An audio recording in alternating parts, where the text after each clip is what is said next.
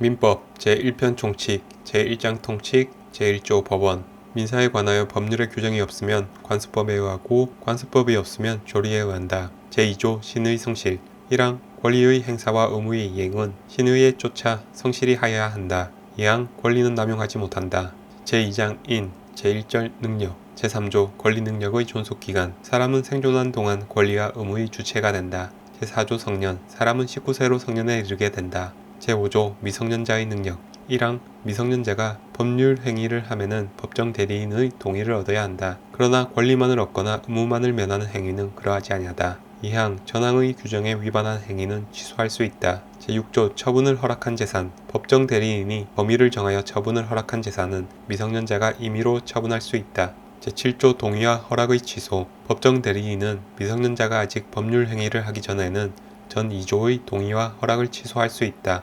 제8조 영업의 허락 1항 미성년자가 법정 대리인으로부터 허락을 얻은 특정한 영업에 관하여는 성년자와 동일한 행위 능력이 있다.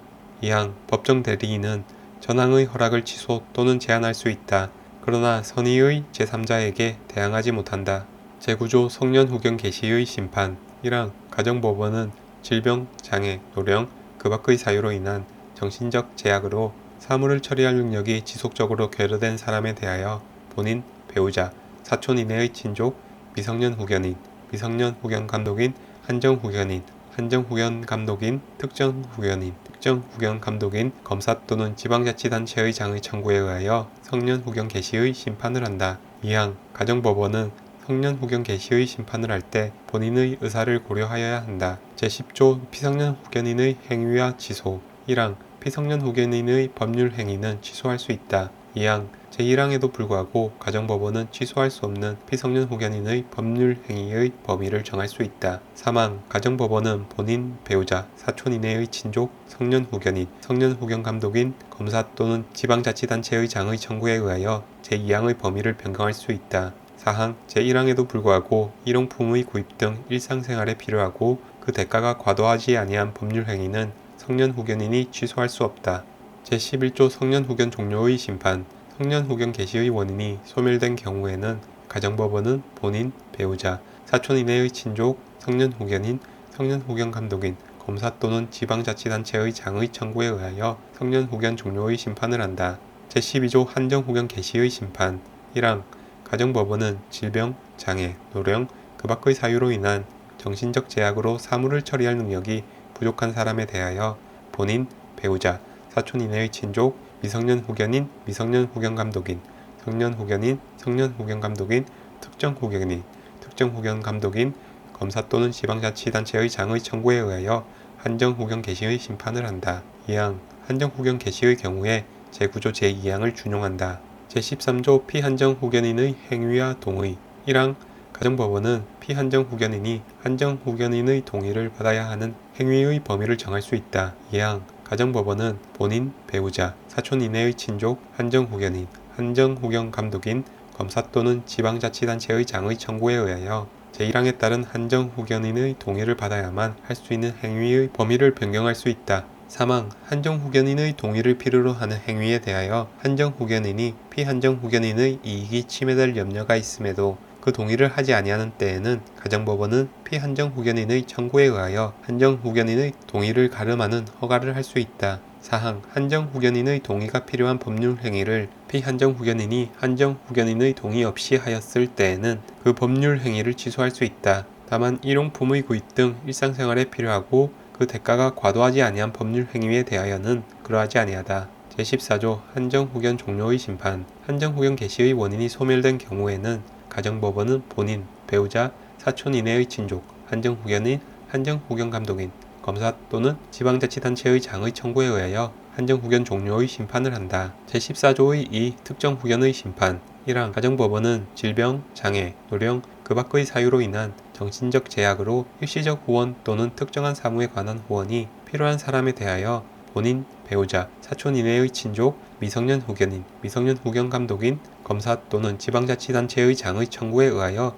특정 후견의 심판을 한다. 2항 특정 후견은 본인의 의사에 반하여 할 수 없다. 3항 특정 후견의 심판을 하는 경우에는 특정 후견의 기간 또는 사무의 범위를 정하여야 한다. 제14조의 3. 심판 사이의 관계 1항 가정법원이 피한정 후견인 또는 피특정 후견인에 대하여 성년 후견 개시의 심판을 할 때에는 종전의 한정 후견 또는 특정 후견의 종료 심판을 한다. 2항 가정법원이 미성년 후견인 또는 피특정 후견인에 대하여 한정 후견 개시의 심판을 할 때에는 종전의 성년 후견 또는 특정 후견의 종료 심판을 한다. 제15조 제한능력자의 상대방의 확답을 촉구할 권리 1항 제한능력자의 상대방은 제한능력자가 능력자가 된 후에 그에게 1개월 이상의 기간을 정하여 그 취소할 수 있는 행위를 추인할 것인지 여부의 확답을 촉구할 수 있다. 능력자로 된 사람이 그 기간 내에 확답을 발송하지 아니하면 그 행위를 추인한 것으로 본다. 이항 제한능력자가 아직 능력자가 되지 못한 경우에는 그의 법정 대리인에게 제1항의 촉구를 할 수 있고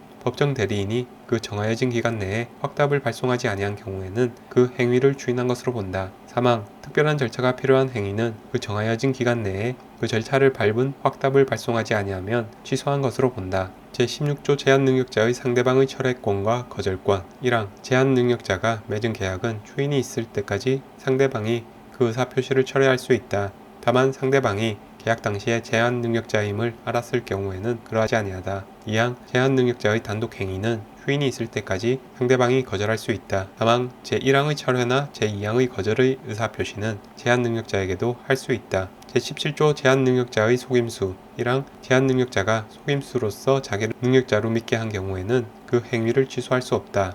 2항 미성년자나 피한정 후견인이 속임수로서 법정 대리인의 동의가 있는 것으로 믿게 한 경우에도 제1항과 같다. 제2절 주소 제18조 주소 1항 생활에 근거되는 곳을 주소로 한다.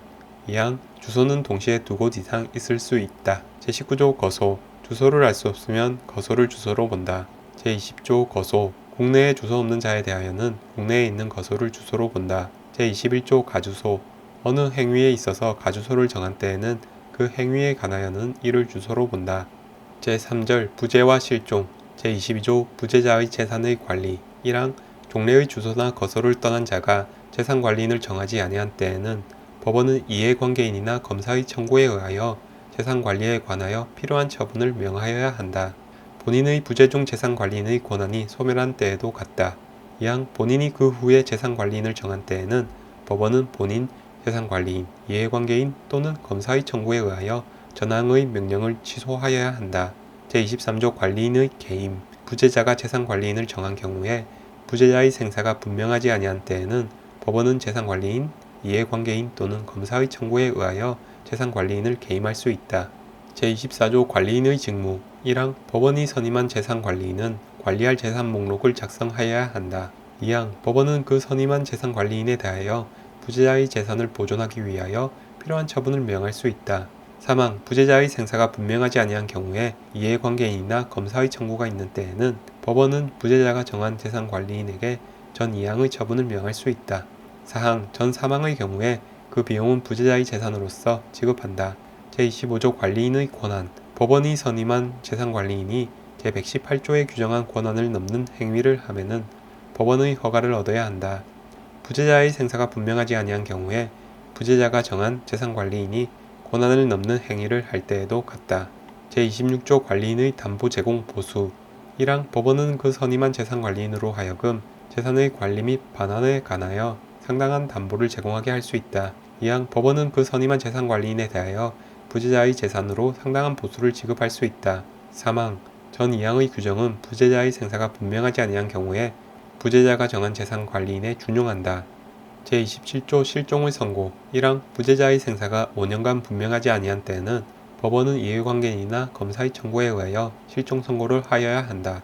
2항 전지에 임한 자, 침몰한 선박 중에 있던 자, 추락한 항공기 중에 있던 자, 기타 사망의 원인이 될 위난을 당한 자의 생사가 전쟁 종지 후 또는 선박의 침몰, 항공기의 추락 기타 위난이 종료한 후 1년간 분명하지 아니한 때에도 제1항과 같다. 제28조 실정선고의 효과 실정선고를 받은 자는 전조의 기간이 만료한 때에 사망한 것으로 본다.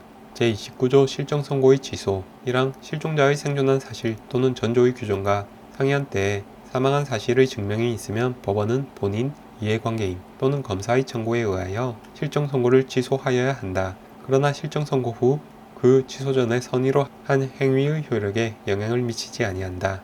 2항 실종 선고의 취소가 있을 때에 실종의 선고를 직접 원인으로 하여 재산을 취득한 자가 선의인 경우에는 그 받은 이익이 현존하는 한도에서 반환할 의무가 있고, 악의인 경우에는 그 받은 이익에 이자를 붙여서 반환하고 손해가 있으면 이를 배상하여야 한다. 제30조 동시 사망 2인 이상이 동일한 위난으로 사망한 경우에는 동시에 사망한 것으로 추정한다.